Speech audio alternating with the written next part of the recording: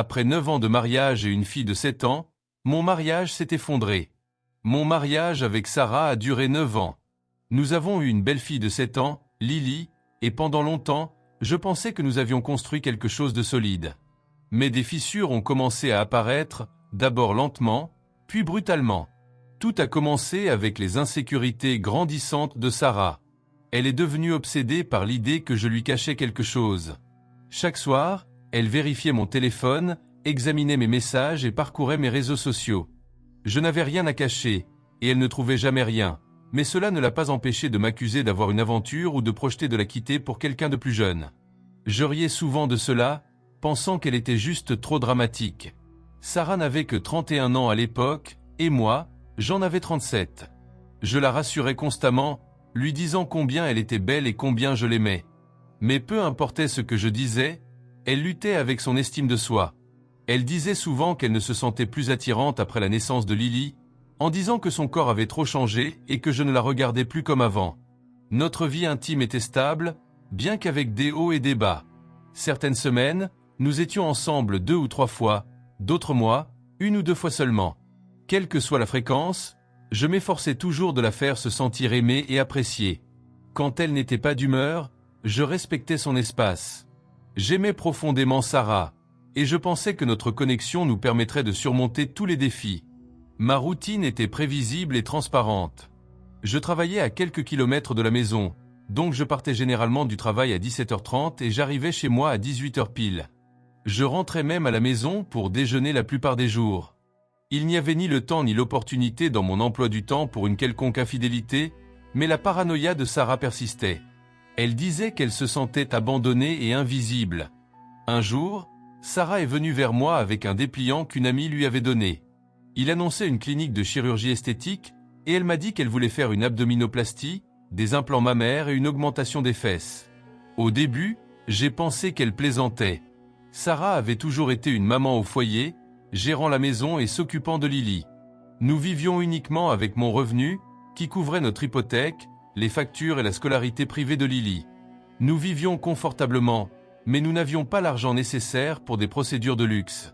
Lorsque j'ai dit à Sarah que nous ne pouvions pas nous permettre les chirurgies, elle s'est fâchée et a dit qu'elle trouverait un moyen de les financer elle-même.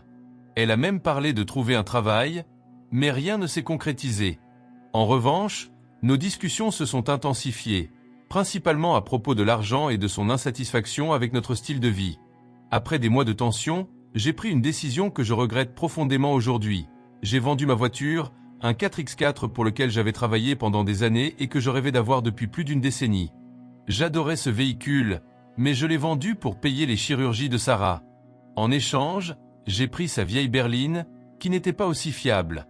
Je me suis convaincu que cela en valait la peine pour la rendre heureuse.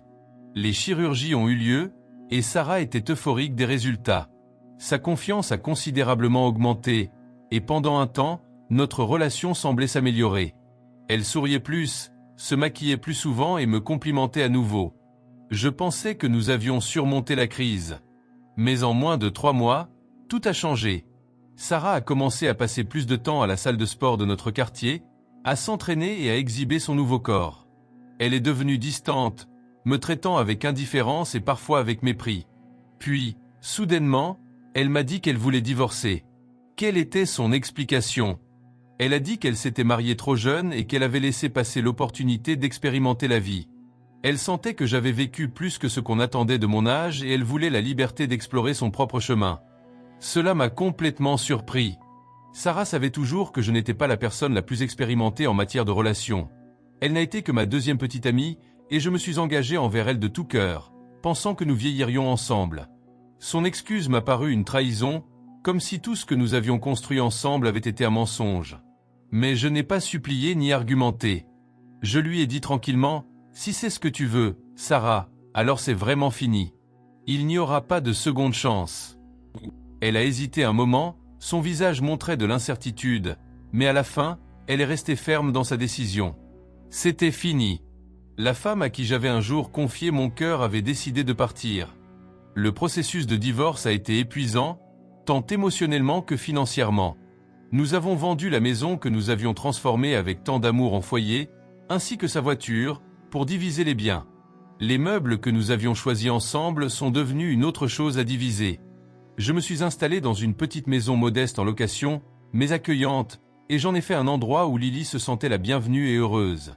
Chaque vendredi soir, je récupérais Lily, excité de passer le week-end avec elle. Mais chaque dimanche, quand je la laissais chez la mère de Sarah, j'avais l'impression de laisser une partie de mon âme derrière moi. Lily luttait avec la séparation.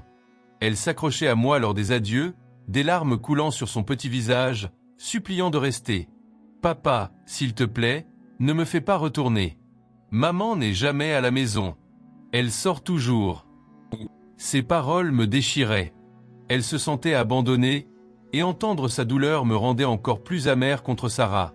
Malgré mes efforts pour protéger Lily des conséquences, elle était prise dans la tempête. Les nuits de Sarah au bar et ses sorties constantes avec des amis la laissaient se sentir abandonnée, et cela me brisait le cœur de savoir que ma fille souffrait. Je voulais me battre pour la garde exclusive, mais je savais que le tribunal favoriserait probablement Sarah en tant que mère. Tout ce que je pouvais faire, c'était profiter au maximum de notre temps ensemble et être la présence constante dont elle avait besoin. 1 an et demi après le divorce, la vie de Sarah a pris un tournant inattendu et dramatique. J'ai reçu un appel m'informant qu'elle avait été hospitalisée. Son corps avait rejeté les implants qu'elle avait tant désirés, provoquant une réaction sévère qui a failli lui coûter la vie. Je n'avais pas tous les détails, si c'était une rupture, une fuite ou si c'était simplement son corps qui rejetait ce matériau étrange, mais les dégâts étaient considérables.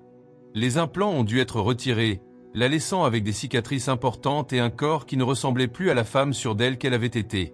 Quand je l'ai vue après sa sortie de l'hôpital, je l'ai à peine reconnue. Sarah, qui rayonnait autrefois d'énergie et de beauté, semblait maintenant fragile et vide. Ses joues étaient creusées, son corps douloureusement maigre, et son apparence n'était plus que l'ombre de la femme que j'avais connue. Malgré tout, j'ai ressenti de la pitié pour elle. Personne ne mérite de passer par une épreuve aussi dévastatrice, mais je ne pouvais pas oublier la façon dont elle m'avait traité. Après sa guérison, Sarah a commencé à me contacter plus souvent. Au début, c'était toujours sous le prétexte de Lily, des questions sur l'école, les horaires de garde et les changements de programme. Mais bientôt, les conversations sont devenues personnelles. Elle m'a avoué qu'elle avait commencé à aller à l'église et qu'elle regrettait les décisions qu'elle avait prises. « J'ai beaucoup réfléchi », m'a-t-elle dit un jour. « Peut-être pourrions-nous réessayer. Pour le bien de Lily, tu sais, elle mérite de grandir avec ses 2 parents sous le même toit. » Je voyais à travers ces mots. Ce n'était pas pour Lily, c'était pour elle. J'ai répondu sans hésiter. « Sarah, j'ai toujours été là pour Lily, et je le serai toujours. Si tu t'inquiètes tant pour son éducation, tu peux me confier la garde exclusive. » Elle s'est rapidement reculée, se prenant dans des excuses sur le fait qu'elle avait mal formulé sa pensée. Mais elle ne m'a pas trompé. Je savais exactement ce qu'elle essayait de faire, revenir dans ma vie maintenant qu'elle n'avait plus de place ailleurs. J'ai clairement exprimé ma position. Il n'y avait aucune possibilité de réconciliation. Ce n'était pas à cause de ses cicatrices ou de son apparence modifiée. Je l'avais aimée pour ce qu'elle était, pas pour son apparence. Mais l'amour ne pouvait pas effacer la trahison, le manque de respect et le mépris total pour les sacrifices que j'avais faits pour notre famille. Elle avait brisé quelque chose qui ne pouvait être réparé. Maintenant, mon objectif est entièrement tourné vers Lily. J'ai travaillé sans relâche pour lui offrir un environnement stable et aimant. J'ai acheté la maison que je louais afin qu'elle puisse avoir un véritable chez-soi, avec une balançoire et un toboggan dans le jardin. La voir rire et jouer me donne plus de joie que je n'aurais jamais imaginé. Elle sait que je suis sa priorité, et cette certitude a renforcé notre lien d'une manière que je n'aurais jamais imaginée. Quant à Sarah, elle semble perdue. Ses problèmes de santé et son apparence modifiée ont rendu difficile pour elle d'avancer. Elle a eu du mal à trouver une autre relation, et j'entends des rumeurs de connaissances communes disant qu'elle regrette comment les choses se sont terminées entre nous. Mais ce regret n'est pas un fardeau que je dois porter. Cette expérience m'a appris certaines des leçons les plus difficiles de ma vie sur l'amour, le sacrifice et la valeur personnelle. J'ai décidé de ne plus me remarier, non pas parce que je manque d'opportunités, mais parce que j'ai réalisé que mon bonheur ne dépend pas d'une relation.